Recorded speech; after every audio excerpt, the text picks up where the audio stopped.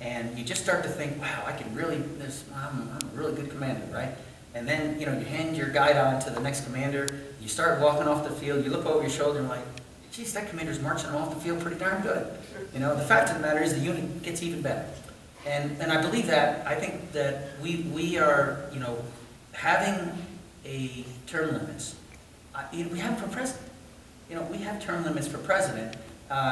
We ought to have it for Congress. But if we can't have it, and I'm about to tell you, it's about as popular. It isn't popular. I co-sponsor a bill for this, and there's like 9 of us on the bill. But what I've done is I'm not waiting on the change in law. I've self-imposed it. We are products of our experience. We are.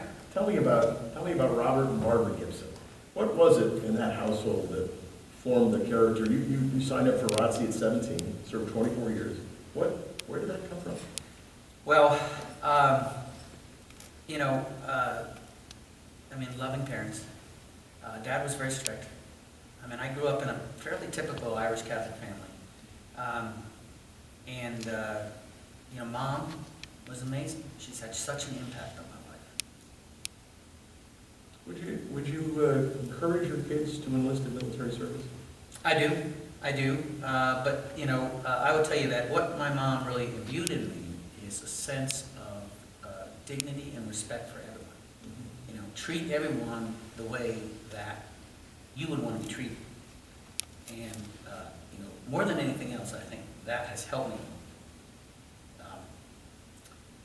But watching my dad struggle was tough.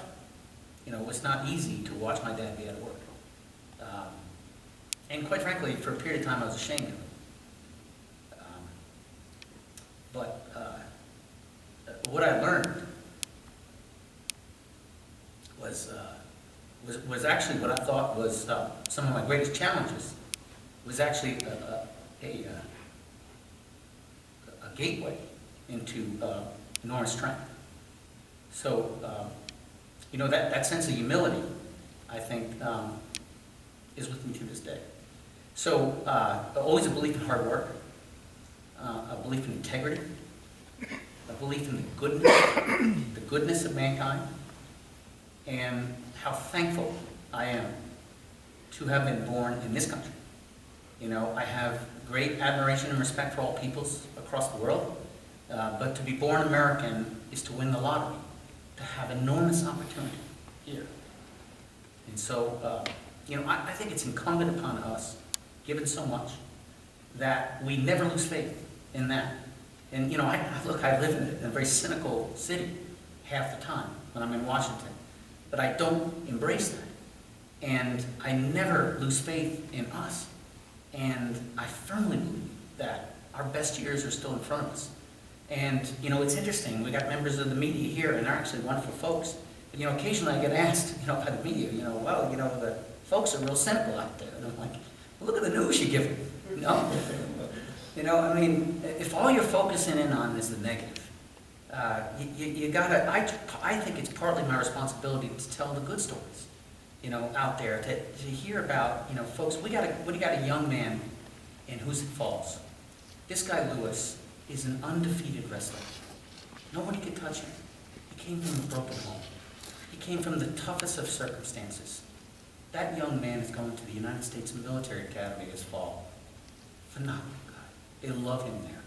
He is, I look at him and I say, if a guy like that, who had a very difficult set of years, not that long ago, if a guy like that can do so well at school, and he has such an amazing bearing, and when you talk to him, you know what he says? He credits his mom.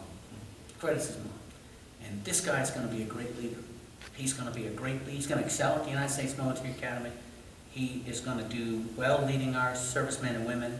And when he's done with that, I expect he'll be a great leader here in our communities. You taught kids there. I did. What was it, despite all the challenges, all the risks they face, all the other opportunities they give up,